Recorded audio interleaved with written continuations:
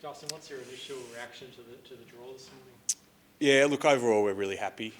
Importantly for our members and fans, we've got a lot of games at the front end of the season here at home at Amy Park after 2 years, missing most of the season in both years.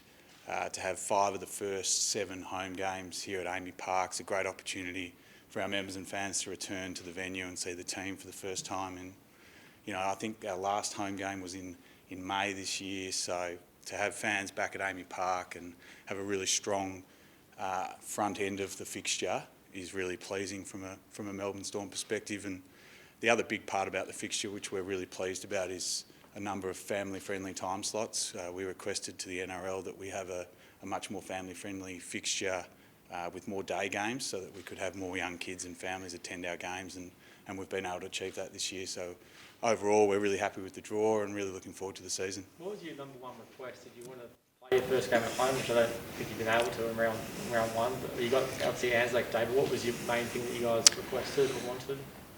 We had a number of requests. We wanted to maintain our big blockbuster games, which we've been able to achieve. So we've got a game on Easter Saturday. We've got Anzac Day, as we usually do. We've got a home game for Indigenous round against Manly in round 12, and round 3 against the Eels is the multicultural round. So when you look at blockbuster games, we've been able to achieve that. Having our first home game in round 2 is not a bad thing. Our players that have been suspended will return for that game. Harry Grant was suspended in the final, so he'll return for that game. It'll be first opportunity for our members and fans to see Xavier Coates putting on the purple jersey as well. So, we're okay with that. It's a big game against the Rabbitohs on a Thursday night here at Amy Park, so we're looking forward to that. Did you ask for the games to be front-ended in the season? Yeah, that was part of our request. We were really keen to make sure we had heaps of content here for our members and fans to see. We've also put in a request for our trial games to be in Victoria, which has been granted, so we'll have some news on that in the next couple of weeks. We're going to have 2 really exciting trial matches in regional Victoria, and then to have 5 of our first 7 home games here at Amy Park is going to be great for our fans and members. You gave the members free membership for the year. Has that been taken up in large numbers? Yeah, it has. So I think we're sitting at around 60% redemption so far. So we're really pleased with the take-up from members. We're expecting obviously that to continue to grow as the pre-season continues and as we get closer to the season next year. So we're really hopeful that free membership campaign will help to drive really big crowds here next year, and hopefully we can pack out Amy Park every week we play. Justin, as it stands, what's your level of confidence that Nelson will be playing for you guys next year? Yeah, look, I'm really confident that Nelson will be playing with us next year. I'm really keen for him, obviously, to play with us next year. He's still got a little bit of time to make his decision on whether or not he wants to be vaccinated, and I'm really hopeful that he does and that he's able to return to pre-season training on December 7 and begin his preparations for a big season next year. Do you know if you had any progress in trying to convince him, I guess, to do that yet? Yeah, we've been having a lot of ongoing dialogue with Nelson. Those discussions are continuing.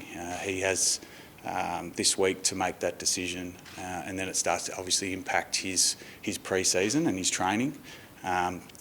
In saying that, if he doesn't make the decision this week, there are still avenues and pathways for him to return to training and also to return to playing next year. So we're working through what that framework looks like at the moment, what the contractual considerations are with that.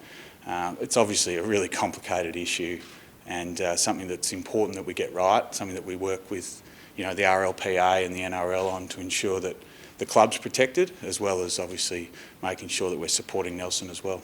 You have pushback from, sorry. I was just going to say, he posted a video on his socials last week sort of about pro-choice or what do the nurses know that we don't know. It doesn't sound like he's changing his view. Yeah, I mean, he's obviously got a right to his opinion, and he's expressed those views on his social media platforms. Whether or not that leads to him being vaccinated or not, we'll find out obviously over the coming weeks. I'm certainly respectful of his position, but when it comes to playing for the Melbourne Storm, when it comes to entering into Amy Park to be able to train and play, it's a requirement that you're vaccinated. So that's a health order from the Victorian government. That's not a Melbourne Storm protocol or policy. And so, at some point in time, there's going to be a juncture where he'll need to make that decision. And then from there, if he chooses not to, then we'll obviously need to work through a framework on how we're going to deal with that. Have you had pushback from any other players? No, we haven't. So our entire club, staff, coaches and players will all be double vaccinated in time for returning to Amy Park. Were you looking for a competition-wide mandate? It would have made your life good easier. It certainly would have. From a code perspective, if the NRL had have mandated vaccination, clearly the pathway through this would have been much clearer.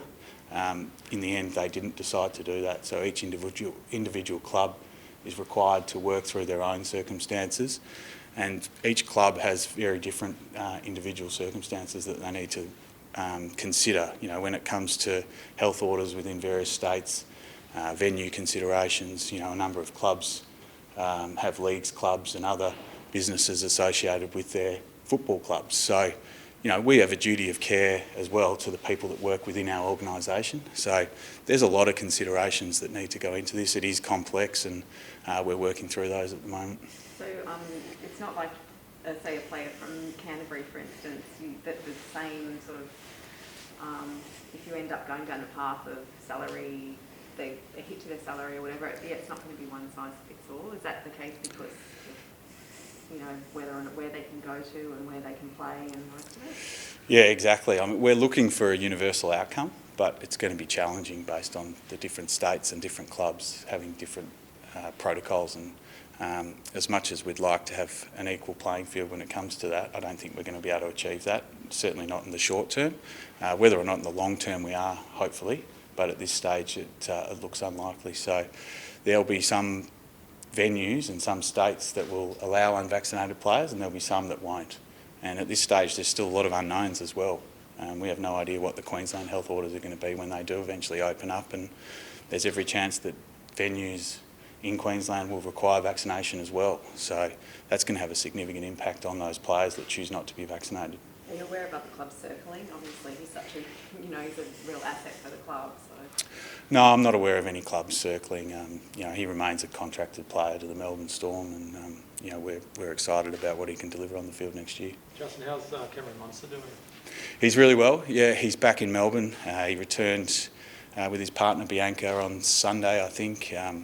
You know, he's finished his stint in his rehab clinic. He's come back in really good shape. He returned to training yesterday with some of the new guys who have arrived back early. His mindset's really positive, and we're really looking forward to him having a big pre-season and you know, focusing on making sure that he puts all the necessary steps in place to improve himself as a person and as a player. And I know from speaking to him yesterday, he's really committed to that. He's really excited by that, and you know, we think he's an incredible player that has the ability to improve again. And you know, I'm really confident that the work that he's put in already and the commitment that he showed to getting better as a person will help him to be a better player as well. Is he back earlier than expected? He's not back officially training, but he's back in Melbourne. So he just came down yesterday to do some training. That was voluntary. It was great to see him down here, and I think he's going to continue that over the next few weeks. He's expecting a child in the coming months as well. So yeah, he's really happy to be back in Melbourne, and I'm sure we'll be seeing him around the club over the next few weeks. He must have been pretty happy with his, like apparently he's made a statement that he wants to, you know, he sees his future here and not with the Dolphins, because they obviously would have liked to have had him join their club. Yeah, he's a marquee player, Cameron Munster, you know, Origin player, Kangaroos player, a star player, and you know, it's not surprising that there was interest in him being a Queenslander. He's contracted with the Melbourne Storm for 2022 and 2023, and you know, we're really looking forward to him playing for the Storm in those 2 years, and who knows what happens after that. You know, there's every chance, if he continues the way he is, that he'll be a one-club player here at the Melbourne Storm. And you know, you look at some of the greats of this club, Cameron Smith and Billy Slater, you know, they're one-club players, and you know, I'd like to think that Cameron might become, you know, a one-club player, and who knows what he can do over the next 3-4 years. He's got a lot of good football ahead of him. What about Brandon? Does he also have some faith to repay to the club? And obviously now he's out of contract with next year. Do you expect a lot of interest in him, which we've already seen? Yeah, no doubt there'll be a lot of interest in Brandon. He's a quality player, and he's obviously out of contract at the end of 22. So there's some discussions happening, obviously, between the club and his management at the moment.